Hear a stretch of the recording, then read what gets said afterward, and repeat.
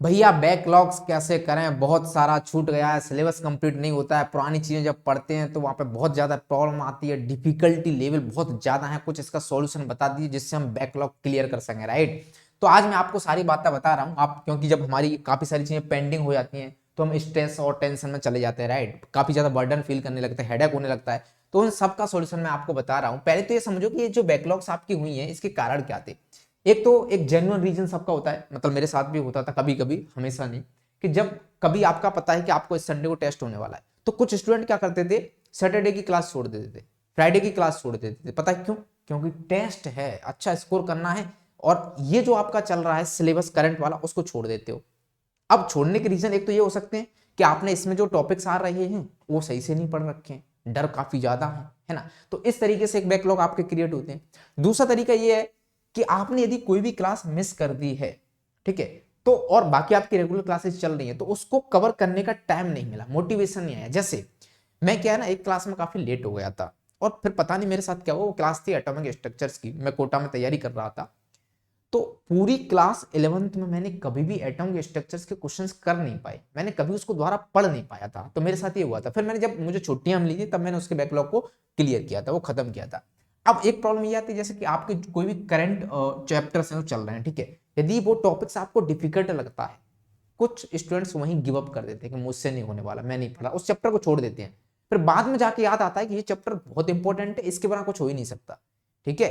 तो ऐसा आपको बिल्कुल भी नहीं करना है। आई होप कि बहुत सारे स्टूडेंट के साथ यही हुआ होगा, ठीक है। तो इन सब की आपको मैं बता रहा हूं कि कैसे क्या आप कर सकते हो बैकलॉग्स को क्लियर। पहला है आपका, जो भी आपका क्लास में प्रेजेंट टॉपिक चल रहा है उसको छोड़ना नहीं है, कवर करना है एनी हाउ, अदरवाइज इसको छोड़ोगे तो ये भी एक बैकलॉग बन जाएगा, ठीक है। दूसरा, ये जो भी टॉपिक चल रहा है इससे रिलेटेड आपके जो भी चैप्टर्स हैं टॉपिक्स उसको कवर करो। जैसे आप क्लास 12 में पहुंचे, ऑर्गेनिक केमिस्ट्री आप पढ़ रहे हो, है ना, और आप सबको पता है कि ऑर्गेनिक केमिस्ट्री को हम अच्छे से नहीं समझ सकते यदि हमको जीओसी अच्छे से नहीं आता है। तो जीओसी के कुछ कुछ बेसिक्स हैं, ऑर्डर्स हैं, प्लस आई प्लस एम माइनस एम, उन सबको अच्छे से कवर कर लो, समझ रहे हो। उसके बाद आपको ये जो पेशेंस है ना, ये बहुत इंपॉर्टेंट है, पेशेंस होना बहुत जरूरी है। क्यों? क्योंकि आप एकदम से कोई चैप्टर है जो आपने पढ़ा नहीं है ना, अब एकदम से जब आप उसको पढ़ने जाओगे तो बहुत ज्यादा प्रॉब्लम आपको आएगी, बहुत ज्यादा डिफिकल्ट लगेगा, ऐसा लगेगा कि इससे डिफिकल्ट कोई चैप्टर ही नहीं है, क्वेश्चंस आपसे नहीं बन रहे हो, क्योंकि ऑफ कोर्स एक तो यदि आपने उसको पढ़ा है तो फटाफट फटाफट पढ़ा है, ठीक है। तो ऐसे नहीं होगा, पेशेंस होना चाहिए, धीरे धीरे धीरे धीरे धीरे धीरे क्लियर करते करते चीजें आपकी सॉल्व होंगी, ठीक है। टाइम आपको देना पड़ेगा, 1-2 घंटे रोज आप इन चैप्टर्स को दो जो छूट गए हैं। उसके बाद आपको एक लिस्ट बनाना है, प्रॉपर लिस्ट, जहां पर कौन सा चैप्टर है जिसका वेटेज ज्यादा है, इंपॉर्टेंट है बहुत ज्यादा, है ना, कौन सा कम इंपॉर्टेंट है, कौन सा लेस इंपॉर्टेंट है। जिनका वेटेज ज्यादा, जो बहुत ज्यादा इंपॉर्टेंट, उनको पहले आपको अच्छे से कवर कर लेना, और उनसे जो रिलेटेड है उसको अच्छे से कवर कर लेना। अब कुछ स्टूडेंट बोलेंगे सर रिलेटेड तो आपस में सारे चैप्टर्स होते हैं, ऐसा नहीं, मतलब ऐसा है कि आपने कुछ बेसिक चीजें पढ़ी हैं उससे काम चल रहा है तो फिर उसको हम कहेंगे वो रिलेटिव नहीं है, रिलेटेड नहीं है, ठीक है। अब कोई ऐसा चैप्टर है जो पूरा का पूरा है, जैसे हम रेडॉक्स की बात करें, ठीक है, यदि आपने रेडॉक्स नहीं पढ़ा है तो आप इलेक्ट्रोकेमिस्ट्री को नहीं समझ सकते, वो हर जगह आ रहा है, तो कहेंगे कि वो एक रिलेटेड चैप्टर है, उसको आपको करना ही करना होगा, ठीक है। जीओसी का भी सेम एग्जांपल हो सकता है, जैसे आप क्लास 12 में सॉल्यूशंस पढ़ते हो तो मूल कॉन्सेप्ट तो आना ही चाहिए, और पूरे फिजिकल केमिस्ट्री में आपका ये इन्वॉल्व होगा, या सुनो, जैसे इलेक्ट्रोकेमिस्ट्री की रिडॉक्स है, ये यदि आप ब्लॉक्स पढ़ रहे हैं और आपने पीरियोडिक टेबल नहीं पढ़ा है तो बार बार आयनिक एनर्जी आएगा, एटॉमिक साइज आएगा, तो सब परेशान करेगा, आपको ये आना चाहिए, ऑर्गन के लिए जीओ से आना चाहिए। तो इस तरीके से रिलेटेड जो भी चैप्टर्स हैं टॉपिक्स हैं वो आपको कवर कर लेना है, ठीक है। अब ये लिस्ट की मैंने बता दी। अब डिफिकल्टी इन सॉल्विंग क्वेश्चंस, ये आपको इनोवेशन में तो प्रॉब्लम नहीं आती है, थ्योरेटिकल क्वेश्चंस होते हैं वो सॉल्व हो जाते हैं, बट यदि फिजिकल केमिस्ट्री की बात करूं तो वहां पर न्यूमेरिकल्स नहीं बनने होते, काफी स्टूडेंट्स बोलते बड़ी प्रॉब्लम आ रही है न्यूमेरिकल्स में, ठीक है। तो आपने थ्योरी पढ़ ली है, वीडियोस वगैरह देख लिया है, कोई बुक्स पढ़ ली, अच्छी बात है, बट यदि आपसे न्यूमेरिकल्स नहीं बनने हैं तो आप क्या कीजिए, पहला स्टेप ये है कि फिजिकल केमिस्ट्री में कुछ सॉल्व एग्जांपल्स को देखिए, उसमें ये देखिए कि फॉर्मूला कैसे अप्लाई हो रहा है, क्वेश्चंस कैसे अप्लाई, ऐसे ओवरव्यू, मतलब जस्ट ऐसा नहीं कि पूरा करने बैठे एक एक चीज लाइन वाइन उसके रिटर्न नहीं, जस्ट आपको चेक करना है, देखना है, फिर उसके बाद कोशिश कीजिए उसको अप्लाई करने की कोशिश कीजिए जो फॉर्मूला है, कि अब आप उसको अप्लाई सही से कर पा रहे हो या नहीं कर पा रहे हो, धीरे धीरे आप इस तरीके से यहाँ पर कमांड ला पाओगे। उसके बाद नेक्स्ट स्टेप आपका, किसी भी, यदि आप कोई बुक फॉलो करते हो या टीचर को फॉलो करते हो, सिंगल बुक या सिंगल टीचर फॉलो करना है ना। अब जोश जोश में गए, इसकी भी बुक दे दो, या आर डी शर्मा भी दे दो, है ना, सिंगेज भी दे दो, ये सारी बुक्स आप लेके आ रहे हो, और सब रखी की रखी रहती हैं, जिस दिन जोश आता है मोटिवेट होते हैं उठा के सब ले आते हैं, फॉलो एक भी नहीं होती है ना। तो मल्टीपल बुक्स फॉलो मत करो, कोई एक अच्छी बुक्स उठाओ और उसको इतनी बार पढ़ लो, है ना, जब तक वो सारी चीज क्लियर ना हो जाए, एकदम अच्छे से उसको रिवाइज करो, रिवीजन इंपॉर्टेंट है, ठीक है।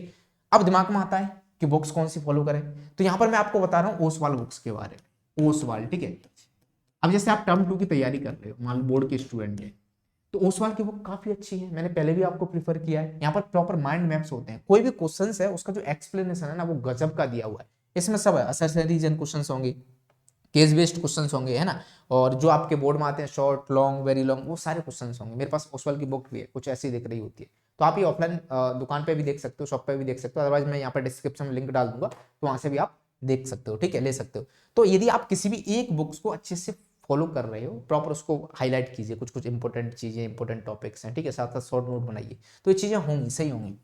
अब इसके बाद आता है आपके फंडामेंटल्स, जो भी आपके बेसिक चैप्टर्स हैं, फंडामेंटल्स हैं, वो बहुत अच्छे से क्लियर होने चाहिए। अब फंडामेंटल्स क्या होते हैं, जैसे ऑक्सीडेशन नंबर है, आपको पता है वो हर जगह आएगा, डायपोल मूवमेंट है हर जगह आएगा, हाइड्रोजन बॉन्डिंग है हर जगह आएगा, है ना, फाजन्स रूल कितनी बार आ रहा है।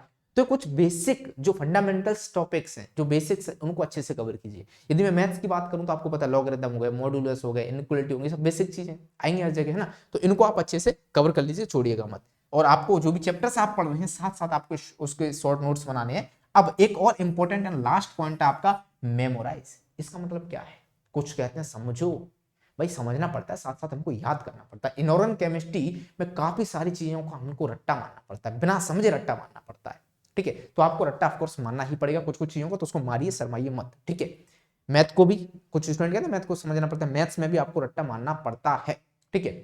जैसे मैं ऑर्गेनिक केमिस्ट्री की बात करूं, अब होता क्या है कि कोई भी रिएक्शन है, आपको हो सकता है उस टाइम वो समझ में नहीं आई, और उस टाइम आपने उसको घोट लिया, रट्टा उसका मान लिया। और कभी भी यदि आप फिर से उसको, जब आपको वो याद है और फिर से यदि कोई टीचर उसको पढ़ा रहा है, आप उसको देख रहे हो, तो डेफिनेटली वो आपको समझ में आ जाएगी।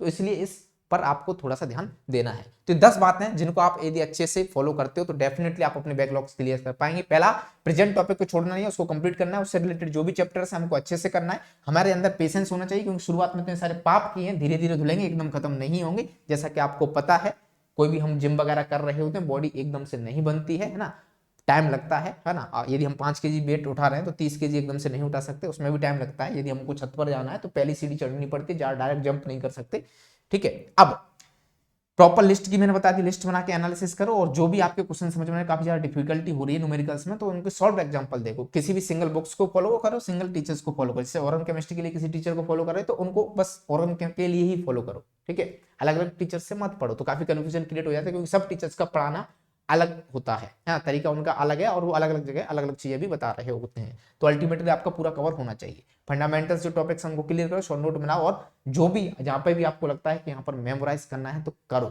ठीक है। तो आई होप कि ये सारी चीजें आपकी हेल्प करेंगी। और साथ ही साथ ये जो केमिस्ट्री है उसको मैं पढ़ाई रहा हूँ, अनअकैडमी पर अपनी स्पेशल क्लासेस चल रही है, फ्री ऑफ कॉस्ट चल रही है, और बाईटी पर हम इनऑर्गेनिक केमिस्ट्री इन 12 डेज वो भी शुरू कर रहे हैं, तो उसकी लिंक मैंने डिस्क्रिप्शन में दे रखी है। तो यदि आपके कुछ ऐसा है पुराने टॉपिक्स जो कोई भी छूटे हुए हैं तो आप वहां से कवर कर सकते हो, ठीक है।